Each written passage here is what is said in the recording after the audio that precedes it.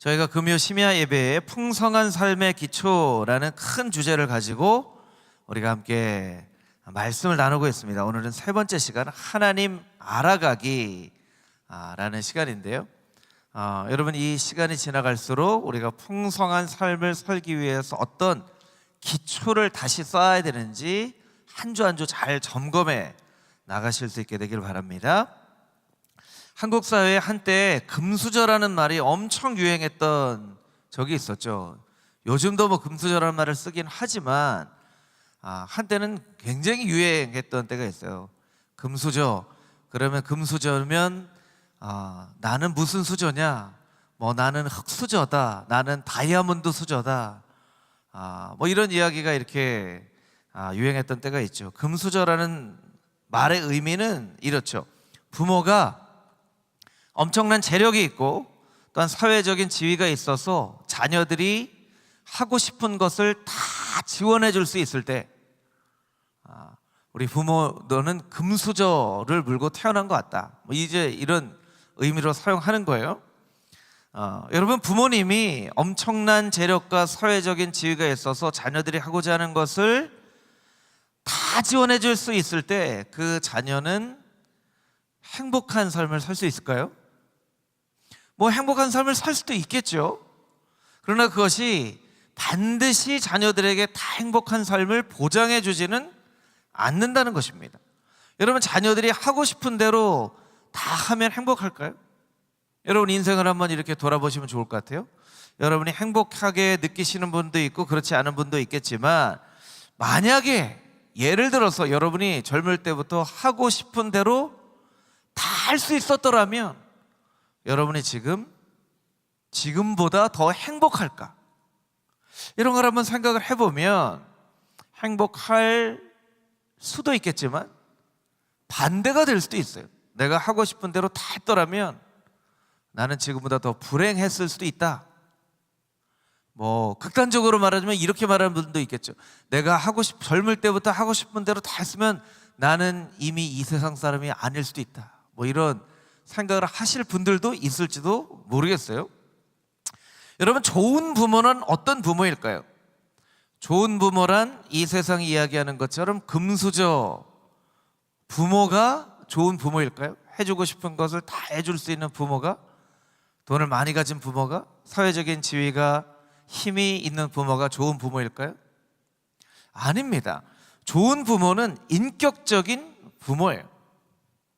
친밀함으로 자녀들과의 관계를 맺는, 그래서 자녀들이 어린 시절부터 자녀들의 눈높이에 맞춰서 자녀들의 이야기를 들어줄 수 있는, 그래서 위로해주고 격려해주고 응원해주는, 자녀들이 성인이 다 되고 난 뒤에 생각해보면 우리 부모님은 참 좋은 부모님이신 것 같아. 그때 내가 힘들 때, 그때 내가 어려울 때, 그때 내가 어떻게 될지 모를 때, 그때 내가 방황할 때, 그때 아버지는 나에게 이렇게 얘기를 해주셨지, 어머니는 이렇게 얘기를 해주셨지 라고 기억할 수 있는 그런 부모님이 참 좋은 부모님이죠. 여러분, 우리의 육신의 부모님은 사라집니다. 그런데 기억의 부모님은 사라지지 않습니다. 같이 한번 따라해 볼까요? 육신의 부모는 사라져도 기억의 부모는 사라지지 않는다. 여러분, 육신의 부모님은 나이가 많이 드시면 돌아가세요. 영원히 살 수 있는 사람은 없잖아요. 육신의 부모님은 사라져요. 그런데 기억의 부모님은, 그러니까 부모님이 돌아가셔도 그 부모님에 대한 아주 좋은 기억이 있으면, 부모님이 이 땅 가운데 존재하지 않아도 기억 가운데는 우리 부모님이 여전히 존재하는 그런 분들이 있어요. 그래서 여러분, 기억의 부모, 기억되어지는 부모, 우리 아버지는, 우리 어머니는 하는 그 기억, 좋은 기억을 가질 수 있는 친밀한 인격적인 그런 부모가 좋은 부모라는 거예요. 여러분, 육신의 부모와의 자녀와의 관계도 이런데 하늘 아버지와 우리와의 관계도 마찬가지입니다. 하나님은 아담과 하와를 만드셨을 때 아담과 하와와 친밀한 교제를 나누셨어요. 여러분, 복음서에 보면 예수님께서 제자들을 부르셨는데 제자들을 부르신 목적 중에 하나 어떻게 설명하고 있냐면 자기와 함께 있게 하시려고, 함께 있게 하시려고. 예수님이 어떤 목적을 가지고 너 이거 빨리 훈련해서 빨리 이거 해, 이렇게 뭔가 목적만 가지고 예수님께서 제자들을 부르신 것이 아니라 함께 있게 하시려고 제자들을 부르셨다라고 말씀해 주세요.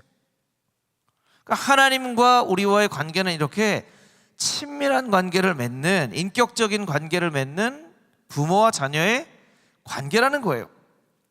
근데 우리는 우리 영의 아버지 하나님을 잘 몰라요. 잘 몰라요. 당신은 하나님을 잘 알고 있습니까? 라고 물어볼 때 예, 저는 하나님을 정말 잘 알고 있습니다 라고 대답할 수 있는 사람이 그렇게 많지 않을 거예요. 여러분, 만약에 제가 여러분에게 그렇게 물어본다면 여러분은 하나님을 정말 잘 알고 있습니까? 라고 물어본다면 여러분은 어떻게 대답하시겠어요? 예, 저 하나님 정말 잘 압니다, 이렇게 대답할 가능성이 높으세요? 아니면 네, 하나님을 알긴 아는데 제가 하나님을 잘 아는 것 같지는 않아요, 이렇게 대답할 가능성이 높으시겠어요? 아마도 두 번째일 가능성이 높을 것 같아요. 왜 우리는 하나님과 인격적인 관계를 맺고 있으면서도 하나님을 잘 알고 있습니까? 라고 물어볼 때 하나님 잘 알지 못하는데요 라고 우리가 대답을 하는 것일까요? 몇 가지 이유가 있습니다. 그 이유를 오늘 좀 발견해 나가면 좋을 것 같아요. 오늘 본문의 말씀 한 구절이니까 우리 다시 한 번만 읽어보도록 하겠습니다. 호세아 6장 3절 말씀 우리 한 목소리로 다시 읽겠습니다. 시작.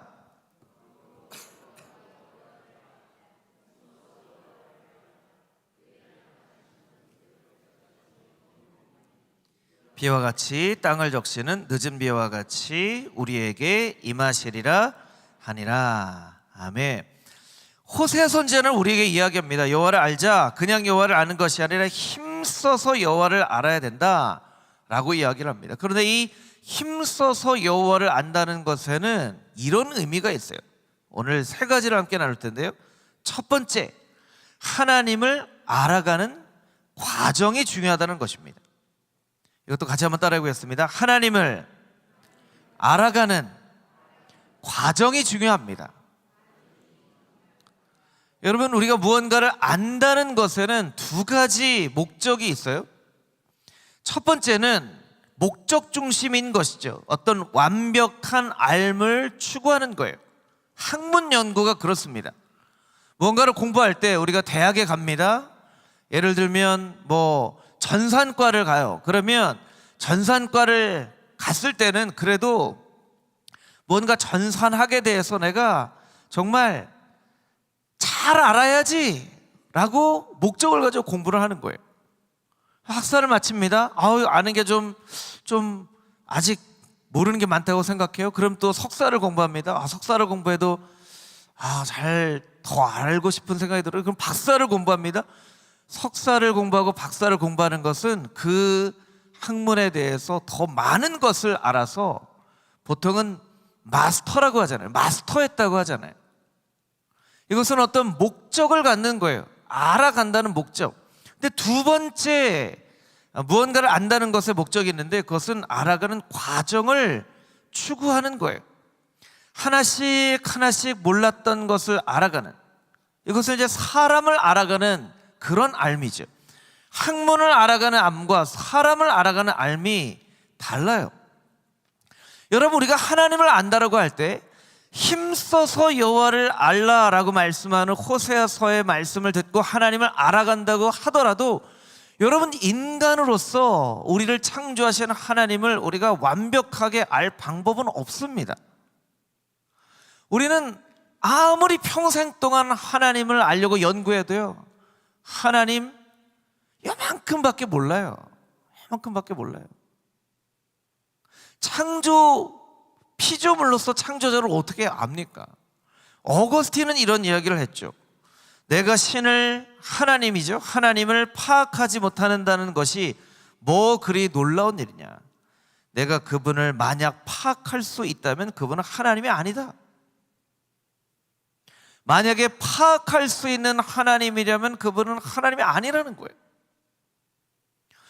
여러분, 그럼 우리가 여기서 갈등이 생기죠. 우리가 평생 그렇게 하나님을 알아가려고 할 때, 아니 그렇게 알아가려고 해도 하나님을 알지 못한다면 우리가 알아가는 게 무슨 의미가 있겠는가? 힘써서 여호와를 알아갈 필요가 있겠는가 하는 거죠. 제가 사실은 신학교에 들어가서 신대원 1학년 때 그 고민을 했습니다. 신대원 1학년 때요, 기독론이라는 예수님에 대해서 가르쳐주는 그런 그 과목이 있는데, 기독론 교수님이 독일에 가서 공부를 하신 분이세요. 장신대 총장도 나중에는 역임하신 분이신데, 평생 신학을 공부하고 독일에 가서 그 어려운 독일의 철학과 신학을 배우고 와서 장신대 학생들에게 예수님에 대해서 가르치는데, 제 느낌에 수업 시간에 교수님이 헤매시는 것 같더라고요. 교수님이, 뭐 이거는 그냥 제 느낌이니까 감히 제가 뭐 그렇게 얘기할 수 있을지 모르겠는데, 뭔가 학생들이 질문하는데 질문에 대한 답을 제대로 못하세요. 이거는 하면서 막 설명을 하는데, 교수님도 딱 느낌이, 그 느낌이라는 게 있잖아요, 사람이. 교수님도 잘 모르는 것 같은데, 이런 생각이 드는 거예요. 그래서 제가 갈등이 생겼어요. 내가 신대원 때 열심히 공부하며 하나님에 대해서, 예수님에 대해서 얼마나 알 수 있을까? 아니 저렇게 독일에 가서 10년씩 공부를 하고 오신, 공부만 하신 교수님도 예수님에 대해서, 그것도 예수님, 하나님, 뭐 성령님 뭐 다 이렇게 가르치는 것 따라 예수님에 대해서도 수업 시간에 설명할 때 저렇게 좀 설명을 잘 못하시고 헤매시는 것 같은데, 내가 신대원 때 이렇게 공부를 해서 얼마나 하나님을 알 수 있을까? 얼마나 예수님을 알 수 있을까? 제 나름대로 내린 결론은 뭐냐면, 내가 공부를 열심히 해도 잘 모르겠구나. 그래서 저는 그 다음 날부터 도서관으로 가지 않고 운동장으로 가서 축구를 했습니다. 그래서 열심히 축구하고, 이게 좀 재밌어야 되는데 여러분 너무 진지하게 막 받아들이시는 것 같아요. 그래서 우리 스스로 우리는 장신대 없는 선교 체육학과 학생들이다 하고 서로 축구를 하면서, 근데 축구했던 친구들이요, 목회는 더 잘하는 것 같아요. 네. 이것도 굉장히 주관적인 생각이지만, 여러분 이런 거 마찬가지예요. 제가 누군가 금호중앙교회 집사님에게, 집사님, 제가 집사님을 잘 모르는 것 같아서 집사님 좀 만나서 제 얘기도 하고 집사님 얘기도 하고 좀 집사님 좀 알아갔으면 좋겠어요 라고 이야기를 할 때, 그 집사님이 저한테 이렇게 대답을 한다고 한번 생각해 보세요. 목사님을 만나서 2시간을 이야기하고 3시간을 이야기를 한들 목사님에 대해서 제가 다 알지 못한다면 2시간, 3시간 만나는 게 무슨 의미가 있겠습니까? 차라리 안 만나는 게 더 좋겠습니다. 여러분, 이런 상황이 이루어진다면 이게 정상적인 대화인가요? 여러분이 누군가를 만날 때 내가 그 사람에 대해서 완벽하게 그 사람을 다 알아야지 하는 마음을 가지고 그 사람을 만나시는 거예요? 아니죠. 하나씩 하나씩 알아가는 그 과정이 중요하다는 거예요. 그 과정 자체가 목적이에요. 성도들이 교제를 할 때 새가족들이 오잖아요. 저에게도 새가족들이 오면 새가족들을 만나요. 카페에서 만나서 이야기를 하기도 하고, 뭐 성경 공부 시간에 만나기도 하고, 여전도의 남선교에서 만나기도 하고, 구역에서 만나기도 하고, 자녀들 때문에 만나기도 하고, 그래서 만나서 막 커피를 마시면서 1시간, 2시간 얘기를 하면 새로운 모습을 발견하고 알아가잖아요. 오늘 집사님 만나서, 집사님 알아가서 오늘 너무 좋은 시간이었어요. 다음에 또 만나서 또 커피 마셔요. 저도 너무 좋았어요. 그렇게 우리가 이야기를 한다는 거예요. 그러면 그 1시간, 2시간을 통해서 그 사람을 완벽하게 이해를 했기 때문에 그 시간이 좋은 걸까요? 아니요. 그 과정이 좋은 거예요. 호세아 선지자가 말하는 힘써 여호와를 안다는 것은 우리가 힘써 여호와를 알아서 하나님에 대해서 완벽하게 이해를 한번 해봅시다, 이런 얘기가 아니에요. 하나님을 알아가는 그 과정 자체가 우리에게 기쁨이고 우리에게 즐거움입니다 라는 의미예요. 그래서 여러분, 신앙생활 오래 하신 분들 중에 저한테 그런 얘기를 하시는 분들도 있어요. 목사님, 저는 신앙생활 20년, 30년 하고 20년, 30년 동안 예배를 드렸지만 아직도 성경에 대해서 잘 몰라요. 하나님에 대해서 잘 몰라요. 예수님에 대해서 잘 몰라요. 그렇게 약간 부끄러워하거나 조금 미안해 하시는 분들 제가 가끔 봅니다. 그런데 여러분, 절대로 미안해 하시거나 부끄러워 하실 필요가 없어요. 여러분 20년, 30년 동안 열심히 예배 시간에 나와서 예배하시고 기도의 시간에 기도하시고 성경도 암송하고 성경도 읽고 하셨잖아요. 하나님이 여러분을 향해서 너는 20년, 30년 교회를 다녀놓고 그거밖에 모르냐? 이렇게 하시지 않는다는 거예요. 아들아, 딸아, 네가 그렇게 20년, 30년 동안 예배를 통하여 기도를 통하여 말씀을 통하여 나를 이렇게 알아가니 나는 정말 기쁘다. 그렇게 변함없는 모습으로 나를 하나씩 하나씩 알아가니 내 마음이 참 기쁘다. 그렇게 하나님께서 말씀해 주신다는 거예요. 그러니까 여러분, 너무 의기소침하시거나 잘 모른다고, 오늘 호세아잖아요. 호세아. 여러분, 호세아 찾는데 조금 헷갈리신 분 있으실 거예요. 아마 성경 찾으신 분. 이 호세아가 어디쯤 있지? 요엘 다음에 있나? 아모스에 있나? 아이고, 내가 20년 30년 신앙생활하고 내가 권사인데 집사인데 이 호세아도 어디 있는지 못 찾아가지고. 그래도 잘 찾으면 제일 좋고요. 조금 못 찾아도 괜찮습니다. 하나님, 저 호세아 잘 못 찾지만 저 하나님 너무너무 좋아하는 거 아시죠? 그렇게 좀 애교를 부릴 필요도 있어요. 우리 하나님한테, 하나님 저 다음에는 잘 찾을게요. 근데 저 하나님 너무 사랑하는 거 아시죠? 그렇게 하나님 앞에 얘기하면 하나님께서는 우리를 절대로 꾸짖지 않으시고 우리를 격려해 주시고 응원해 주신다는 거예요. 왜냐하면 힘써 여호와를 알라는 것은 하나님을 알아가는 그 과정, 사람과 사람이 만나는 것처럼 하나님을 알아가는 과정이 중요하기 때문입니다. 그것이 우리가 오늘 기억해야 될 첫 번째 메시지예요. 두 번째 메시지가 있습니다. 두 번째, 하나님을 알기 위해서는 나 자신을 잘 알아야 한다는 것입니다. 우리 같이 따라 보겠습니다. 하나님을 알기 위해서 나 자신을 잘 알아야 합니다. 성경은요, 어떻게 우리에게 이야기를 하고 있냐면 하나님은 여러 가지 방법을 통해서 알 수 있다라고 이야기를 하세요. 자연을 통해서도 하나님을 알 수 있고, 성경을 통해서도 하나님을 알 수 있고, 역사적인 사건을 통해서도 하나님을 알 수 있다고 얘기해요. 심지어는 이렇게까지 이야기를 합니다. 사도행전 17장 27절 말씀인데요, 우리 자막으로 같이 한번 읽어보겠습니다. 시작. 이는 사람으로 혹 하나님을 더듬어 찾아 발견하게 하려 하심이로되 그는 우리 각 사람에게서 멀리 계시지 아니하도다.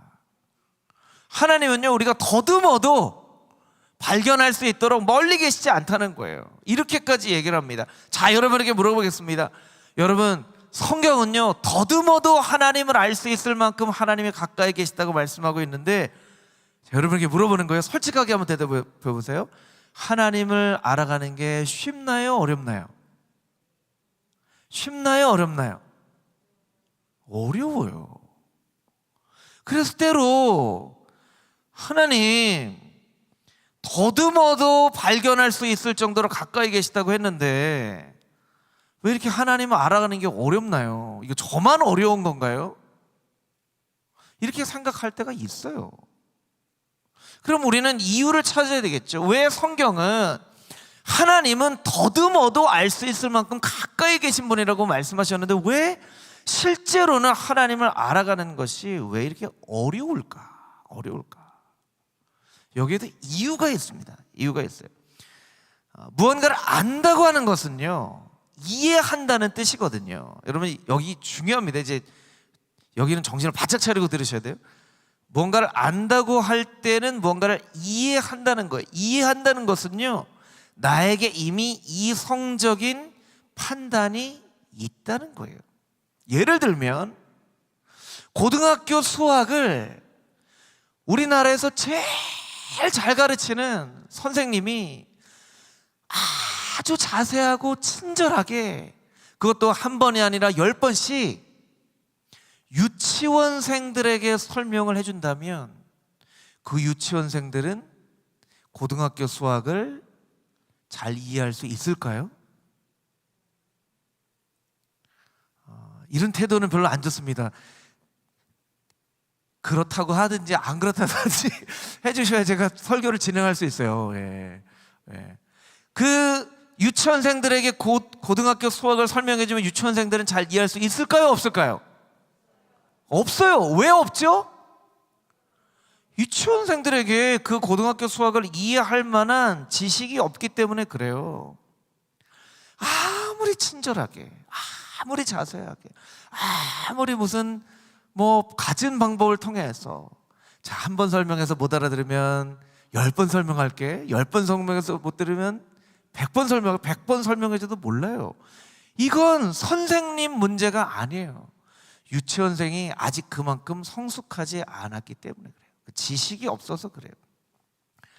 하나님은 더듬어도 찾을 수 있도록 가까이 계시는데 하나님을 알지 못하는 것은 우리에게 실제로 하나님을 만져도 이분이 하나님인지 깨달아 알 수 있는 지식이 없으면 하나님을 만지면서도 하나님인지 모르는 거예요. 이렇게 이해를 하면 좋겠죠? 너무너무 몸에 좋은 정말 귀한 음식이 있어요. 정말 귀한 음식이 있어요. 예를 들면 100년 묵은 산삼. 여러분 100년 묵은 산삼 얼마나 귀한 약재예요. 어떤 사람이 100년 묵은 산삼을 먹었어요. 근데 너무나 불행하게도 산삼을 먹자마자, 이게 설교 시간에 이런 얘기해서 죄송하지만 5분 만에 설사를 해버렸어요. 그 산삼을 소화를 못 시켜서. 그 사람한테는 산삼을 소화시킬 만한 소화 효소가 없어서 설사를 해버렸어요. 그 산삼이 그 사람에게 도움이 됐을까요? 도움이 됐어도 아주 미묘하게 도움이 됐죠. 아무리 귀한 음식을 먹어도요, 소화시킬 만한 소화 효소가 없으면 그 귀한 음식이 소용이 없는 거예요. 100년 묵은 산삼이 아니라 1000년 묵은 산삼을 먹어도 먹고 나서 5분 만에 설사해버리면 아무 소용이 없는 거예요. 하나님은 가까이 계실 만한 분이라고 말씀하셨지만 우리에게 알만한 능력이 없어요. 교회를 가보면 목사님의 설교의 스타일에 따라서 때로 그 교회 교인들의 신앙의 성숙도를 어느 정도 파악할 수 있는 그런 포인트가 있는데요, 그 목사님이, 제가 이제 비판하는 게 아니에요, 여러분. 잘 이해를 하기 위해서 돕기 위해서 설명하는 거예요. 설교 시간에 예화를 한 절반 이상 하세요. 아니면 굉장히 설교를 하는데 그냥 도덕적인 메시지, 착하게 살아야 된다, 거짓말하면 안 된다, 죄 지으면 안 된다, 싸우면 안 된다, 이런 도덕적인 얘기가 주로 그 설교 안에 있는 경우는요, 사실은 성도들의 신앙의 성숙도가 높지 않을 가능성이 굉장히 큽니다. 왜냐하면 목회자가 강의 설교를 하거나 말씀 중심으로 설교를 하려고 해도 성도들이 그것을 잘 소화를 못하고 잘 못 알아듣겠다고 하면 목회자는 설교를 준비하다가 자꾸 성도들을 맞춰서 자꾸 예화로 그냥 도덕적인 메시지로 착하게 살아야 된다라고 이야기를 하게 되어 있어요. 근데 어떤 교회를 가보면 이 설교를 어떻게 성도들이 듣지? 할 정도로 굉장히 딱딱하거나 교리적이거나 설교 시간에 예화가 하나도 안 나오는 그런 설교를 하시는 목사님들도 있어요. 왜냐하면 요새 인터넷에 설교들이 많이 올라와 있잖아요. 그런데 실제로 이렇게 가보면요, 성도들이 굉장히 귀 기울여서 그 말씀을 듣는 경우가 있어요. 그건 그 성도들이 소화시킬 능력이 있는 거예요. 딱딱하게 설교를 해도 소화시킬 능력이 있는 거예요. 여러분, 이것이 이제 신앙의 성숙도를 나타냅니다. 성숙도를 나타내요. 하나님을 알기 위해서 내가 이미 하나님에 대한 선 지식이 있어야 되는데 하나님에 대한 그런 선 지식이 없어요. 그래서 여러분, 초신자들은요 설교를 통해서 은혜 받기가 참 그렇게 쉽지는 않아요. 쉽지가 않아요. 그런데 신앙생활 오래 하신 분들은 설교를 들으면서 되게 은혜를 받는 경우들이 있죠. 여러분, 이것을 좀 해결할 수 있는 방법은 없을까요? 우리가 하나님을 알 만한 좀 지식을 풍성하게 만들 만한 그런 방법은 없을까요? 물론 이제 노력을 하면 되겠죠. 성경도 열심히 읽고 성경 공부도 열심히 하고 인터넷을 통해서 강의나 좋은 설교도 듣고 말씀도 나누고, 우리 좋은 거 하잖아요. 성경 암송도 열심히 하고 하면서 이렇게 하나님의 말씀을 통해서 하나님을 알아갈 수 있는데, 여러분 성경 읽기 열심히 하시는데 성경 여러분 읽으실 때 성경에 있는 내용들이 어떻게 잘 이해가 되세요? 아니면 어떤 때는 아이고 내가 이해도 안 하고 그냥 진도만 나가는 거 아니야 이렇게 생각할 때도 있으세요? 진도만 나간다 이런 생각하실 때도 있으실 거예요. 그걸 어떻게 제가 잘할까요? 저도 그럴 때가 많이 있기 때문에 그래요. 저도 그럴 때가 많이 있기 때문에 그래요. 그러니까 성경을 읽으면서도 사실은 이거 잘 모르겠는데 하면서도 이렇게 지나갈 때가 많이 있어요. 그렇기 때문에 물론 성경을 알거나 이렇게 읽어서 아는 것도 참 중요하지만 그 과정 가운데 필요한 것이 무엇이냐면 나 자신을 통하여서 하나님을 발견하는 거예요. 왜냐하면 우리는 다 하나님의 형상대로 지음을 받은 존재이기 때문입니다. 여러분, 여러분이 하나님의 형상대로 지음을 받은 존재라는 것을 여러분이 다 믿으십니까? 여러분 믿으세요? 네. 여러분 안 믿어도 그건 사실이에요. 여러분이 하나님의 형상대로 지음을 받은 존재예요. 그래서 하나님을 가장 잘 알 수 있는 방법은 바로 거울이에요. 거울을 잘 보시면 그 거울을 통해서 하나님을 잘 알아갈 수 있어요. 그래서 신앙의 선배들은 이런 이야기들을 합니다. 어거스틴, 아까도 인용했지만 어거스틴이 고백록에서 이런 이야기를 하죠. 자기 자신으로부터 멀어진다면 어떻게 하나님께 가까이 갈 수 있겠는가? 주님, 당신을 알기 위해서 제 자신을 알게 해주십시오. 또 독일의 영성가인 마이스터 에크하르트라는 사람은 먼저 자기 자신을 알지 못하는 사람은 하나님을 알 수가 없다라고 이야기를 해요. 근데 여기서 한 가지만 더 말씀을 드릴게요. 제가 그래서 정신을 바짝 차리라고 말씀드리는 거예요. 여러분, 나 자신을 아는 것도 하면 안 되겠죠. 아는 것이 쉽나요? 어렵나요? 어려워요. 목사님 설교가 너무 어려워요. 왜냐하면 하나님을 알아가야 되는데 하나님을 잘 몰라서 나 자신을 알아가려고 그러는데 나 자신 아는 것도 어려운 거 어떻게 해요? 그래서 공동체가 있는 거예요. 사람은요, 거울을 통해서 나 자신을 보는 것은 그렇게 쉽게 생각하지 않지만 다른 사람 보는 것은 되게 쉽거든요. 다른 사람 보는 건 쉬워요. 거울 보면서 나 자신 잘못 발견하는 건 참 쉽지 않은데요, 다른 사람 잘못은 굉장히 잘 보여요. 여러분 그렇지 않나요? 다른 사람 잘못은 굉장히 잘 보여요.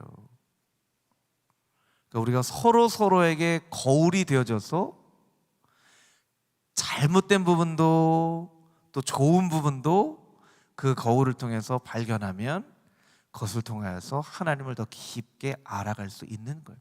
여러분, 그래서 공동체가 참 중요합니다. 그래서 여전도의 남선교회가 참 중요하고요, 구역 모임이 참 중요한 거예요. 성경 공부가 중요한 거고요. 그냥 와서 예배만 드리고 가면 안 되고 밥도 같이 먹고 커피숍에서 커피도 마시고 그렇게 얘기하는 게 쓸데없어 보이는 것 같지만 여러분 절대로 쓸데없지 않아요. 왜냐하면 서로가 서로에게 거울이 되어주기 때문입니다. 저런 모습은 정말 닮아야 되겠구나, 저런 모습은 좀 닮지 말아야 되겠구나 라고 서로 거울이 되어지는 거예요.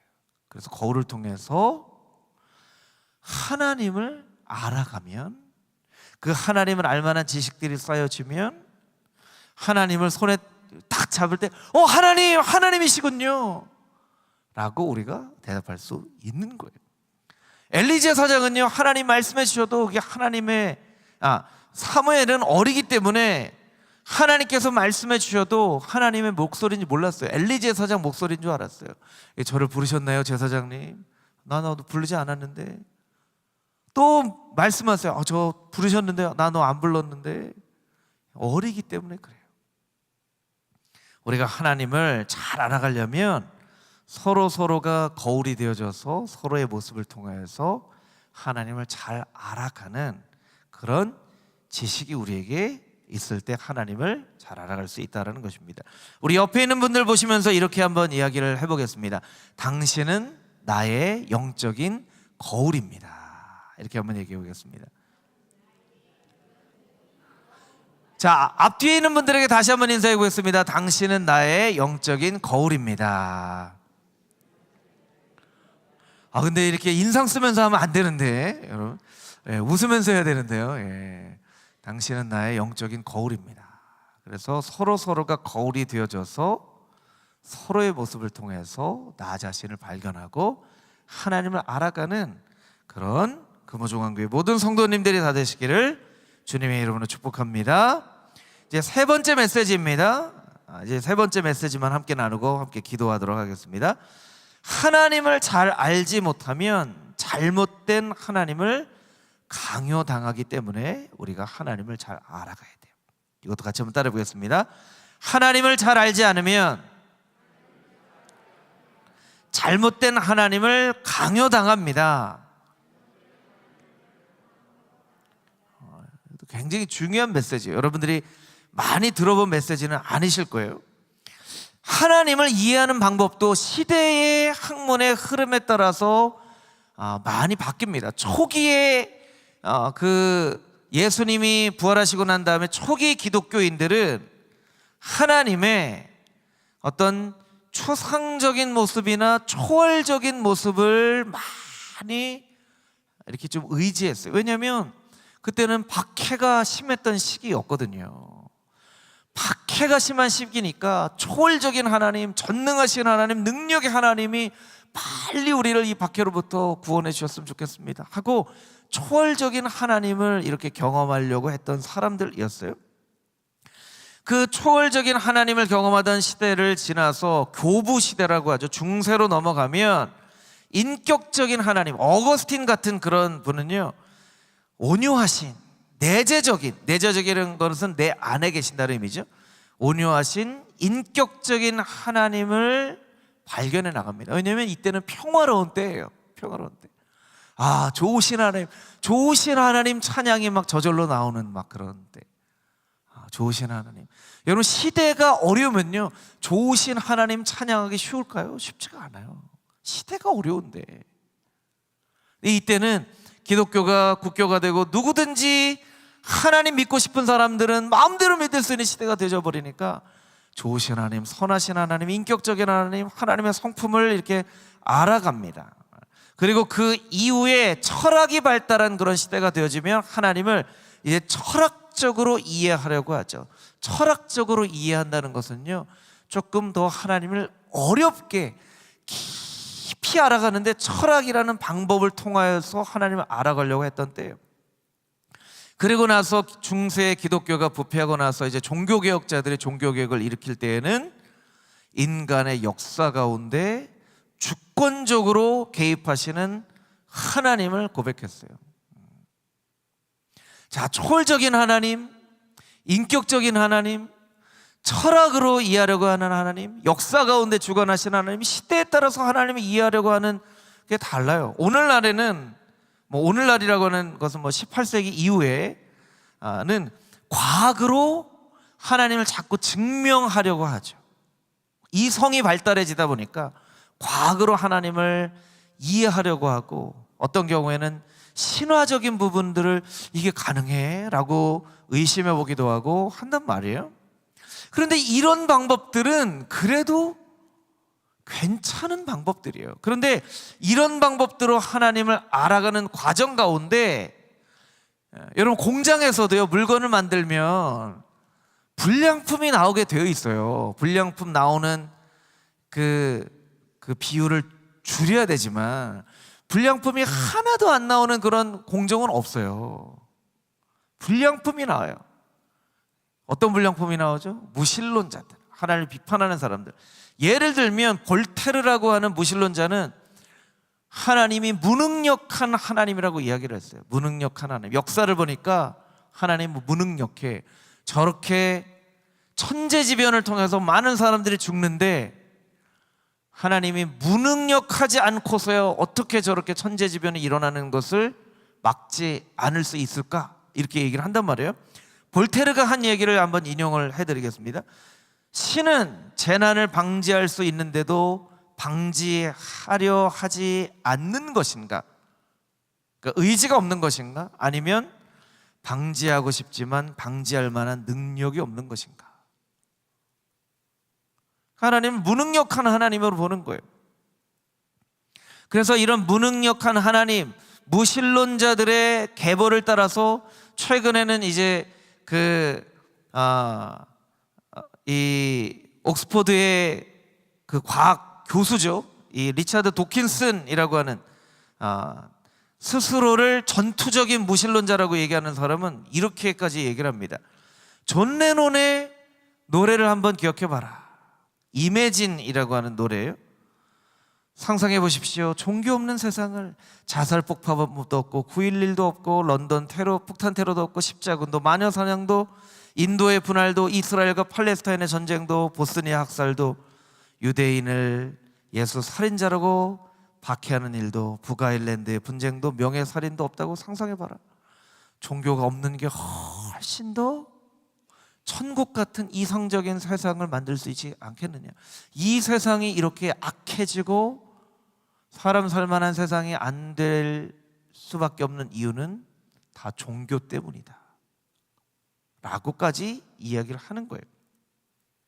잘못된 하나님에 대해서 이야기를 하는 사람들이 막 나타나요. 그런데 이 사람들이 막 목소리를 크게 좀 하나님 무능력한 거 아니야?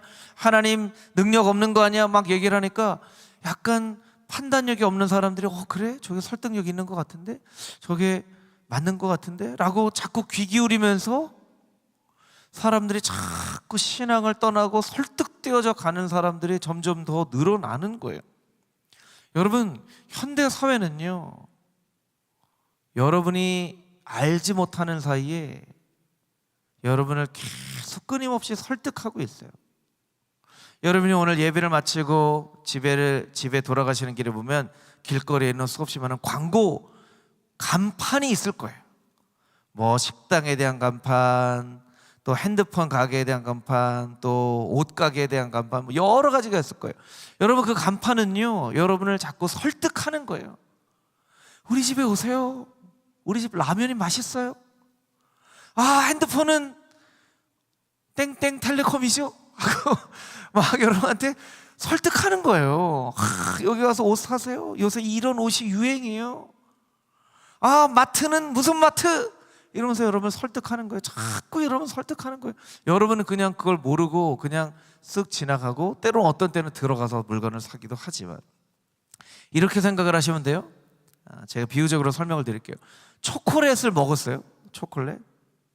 여러분, 초콜릿 먹고 난 다음에 바로 사과를 먹으면 사과의 단맛이 잘 느껴질까요? 안 느껴질까요? 안 느껴지죠.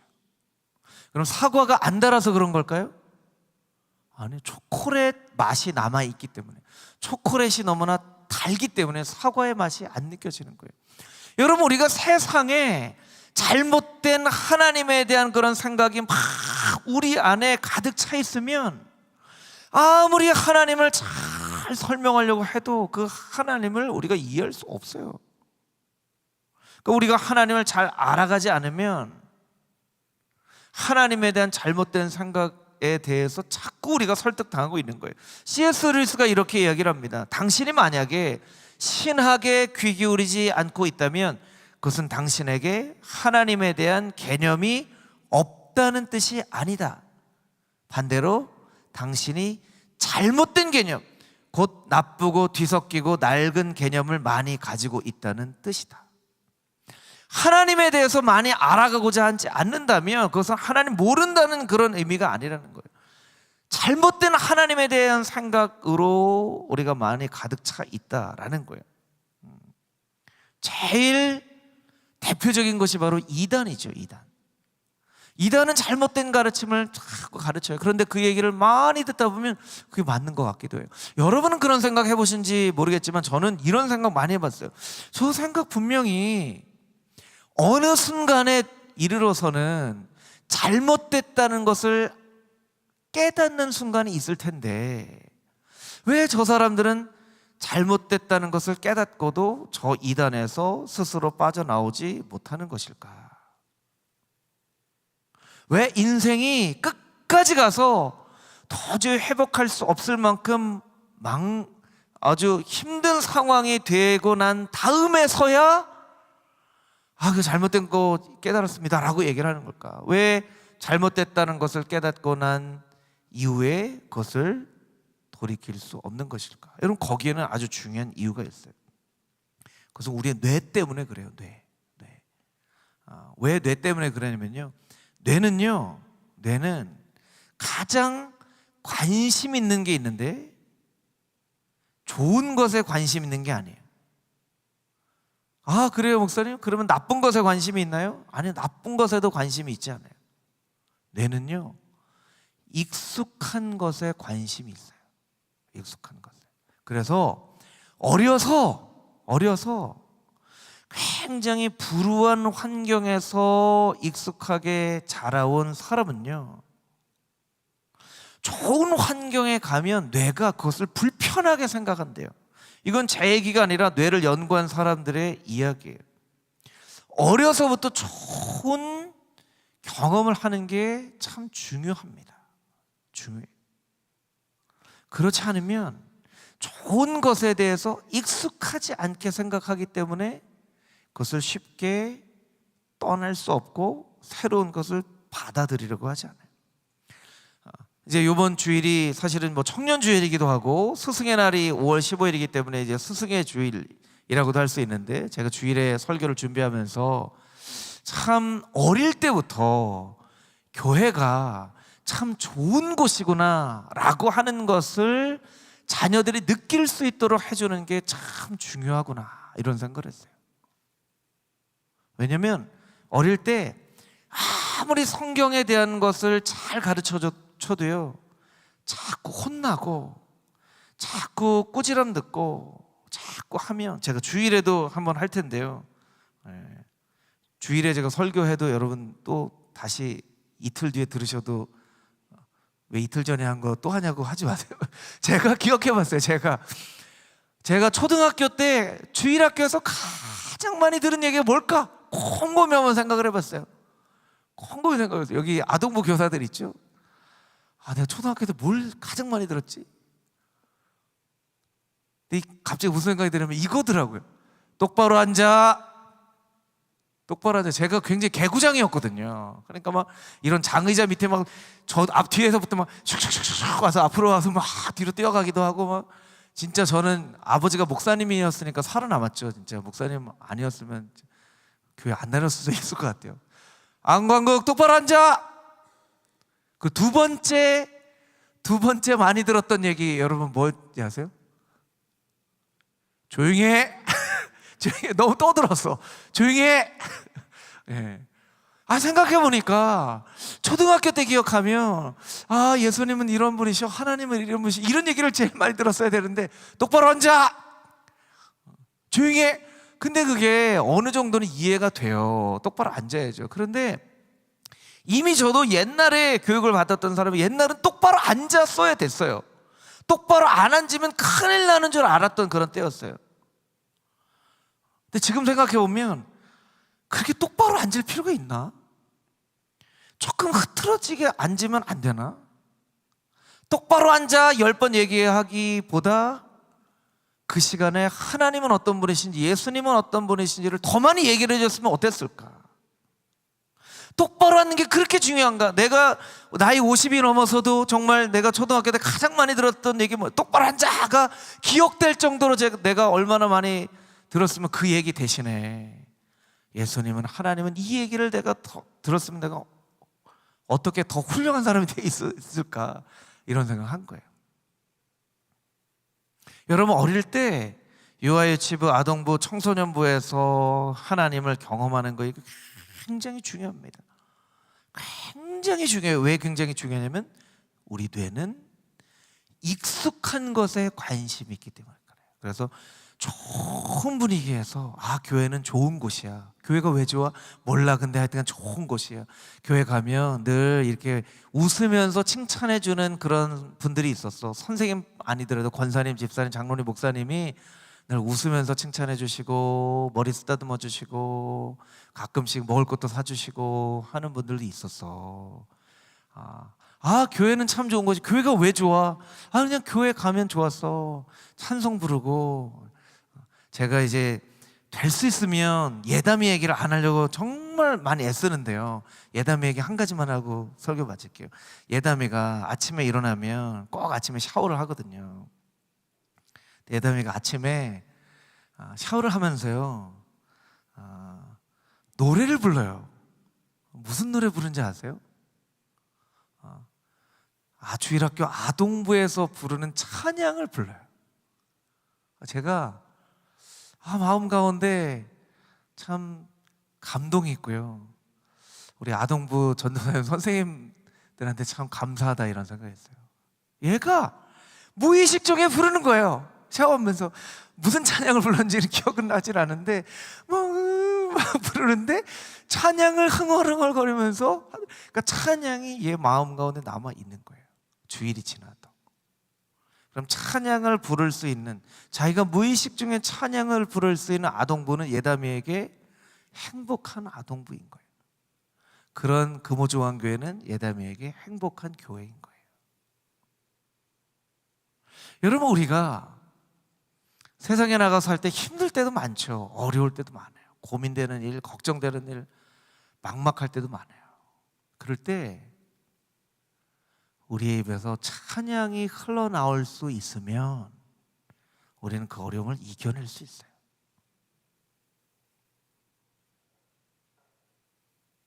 그런데 우리의 입에서 찬양이 흘러나오지 않으면 우리의 뇌는 무언가 다른 것에 익숙해져 있는 거예요, 이미. 그래서 좋은 하나님에 대해서 이야기하고 우리가 경험하지 않으면요, 자꾸 잘못된 하나님, 부정적인 하나님, 비판적인 하나님, 그런 하나님에 대한 잘못된 생각으로 우리가 자꾸 강요당하기 때문에 우리가 하나님에 대해서 열심히 알아가야 되는 거예요. 우리 말씀 한 구절 읽고 같이 기도하도록 하겠습니다. 레위기 10장 3절 말씀입니다. 레위기 10장 3절 말씀 우리 같이 읽어보겠습니다. 시작. 모세가 아론에게 이르되 이는 여호와의 말씀이라. 이르시기를 나는 나를 가까이 하는 자 중에서 내 거룩함을 나타내겠고 온 백성 앞에서 내 영광을 나타내리라 하셨느니라. 하나님이 거룩함을 나타내고 영광을 나타내겠다고 하신 사람은, 다시 성경 말씀 보여주세요. 어떤 사람이에요? 완벽하게 아는 사람이에요? 헌신하는 사람이에요? 어떤 사람이라고 적혀져 있어요? 가까이 하는 사람. 가까이 하는 사람. 완벽한 사람, 헌신적인 사람. 물론 완벽한 사람, 헌신적인 사람도 중요합니다. 하나님 뭐라고 말씀하시냐면 가까이 하는 사람에게 내가 거룩함을 나타내고 영광을 나타내리라. 어쩌면 여러분 가운데는 이 금요 심야 예배 때 어렵게 나왔지만 삶이 너무나 고단하고 피곤해서 깜빡 졸다가 지금 일어나신 분도 있을 수도 있어요. 여러분 괜찮아요. 매주 졸라는 얘기가 아닙니다. 그래도 괜찮아요. 왜냐하면 여러분이 하나님 앞에 가까이 나왔기 때문이에요. 때로는 우리가 주일에 어렵게 주일에 예배 나왔는데 너무 삶이 고단하고 때로는 너무나 복잡한 그런 삶에 꼬여있는 일들이 있어서 설교 시간에 눈을 뜨고 설교를 한 40분 들었는데도 머릿속으로는 딴 생각하고 어떻게 해결할까 하다가 오늘은 목사님 설교하셨는데 아무것도 기억 못하고 가네, 이렇게 좀 허탈한 마음이 드는 분이 있을 수도 있어요. 설교 아무렇게나 들어도 된다는 얘기 아닙니다. 집중해서 들으셔야죠. 그런데 여러분 너무 자책하지 마세요. 그래서 여러분이 하나님 앞에 가까이 나오려고 하셨잖아요. 가까이 나오려고 그 아침에 일찍 일어나서 준비하고 때로는 전철을 한 번, 두 번 갈아타고 마을버스를 타고 교회 와서 등이 땀으로 흥건히 젖어서 힘들어 하는데도 그래도 성전들을 받고 예배를 드려야지 그렇게 하셨잖아요. 하나님 말씀하시는 거예요. 가까이 나오는 자 중에 내 거룩함을 보여줄 것이다. 여러분 열심히 하나님을 알아가셨으면 좋겠어요. 그래도 하나님 잘 모를 피조물이지만 하나님 열심히 알아가는 그 과정 가운데 기쁨이 있었으면 좋겠고요. 잘못된 하나님에 대한 생각으로 강요당하지 않도록. 그리고 하나님을 알아가기 위해서 서로의 모습을 열심히 보고 금호중앙교회 오면 예배도 좋지만 같이 교우들하고 밥 먹고 차 마시고 집에 빨리 가야지 하는 생각보다 집에 조금 더 늦게 갔으면 더 좋겠다 하는 생각으로 함께 서로의 모습을 통해서 하나님을 발견해 나가는 그런 복된 교회, 복된 성도님들이 다 되시기를 주님의 이름으로 축복합니다. 아멘. 우리 찬양하고 기도할 텐데요, 우리 아까 불렀던 찬양 중에 마음이 상한 자를 이라는 찬양이 있습니다.